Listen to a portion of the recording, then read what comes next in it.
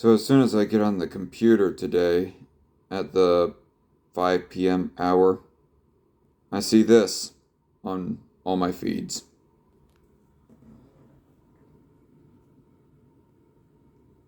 James Earl Jones has died.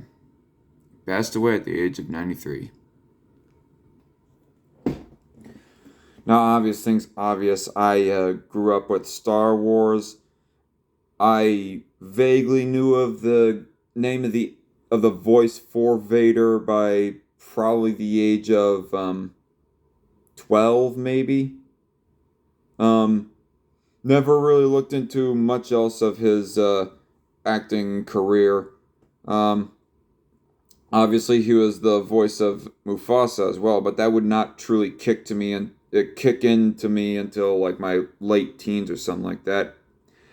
And I like Lion King, but not near as much as Star Wars. So to see the voice of Darth Vader pass away, somebody who like voiced a character that was a quintessential part of your childhood and really all of our childhoods, it like strikes a nerve a bit, really.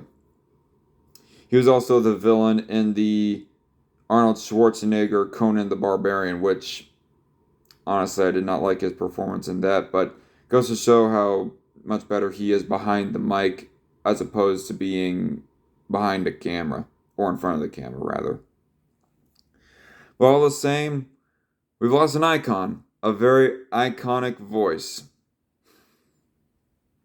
There are so many voices within Hollywood that are so distinguishable and so iconic, sultry and otherwise.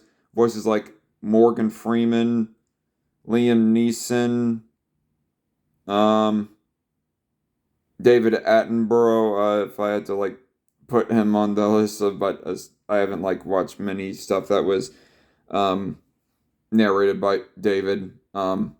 Patrick Stewart, obvious one right there, and yeah, Keith David being another one as well. Lots of iconic voices. Another one that is rather iconic to me, who I think is kind of underrated in the voice acting business, but still at the same time gets a lot of work. Like he has a lot of work, but he isn't talked about as much as, say, Keith David or James Earl Jones. Would be Kevin Michael Richardson. But funnily enough, I was curious enough to know a little bit more about the guy, Keith Michael uh, Richardson, or excuse me, Kevin Michael Richardson. Sorry, mixing up names.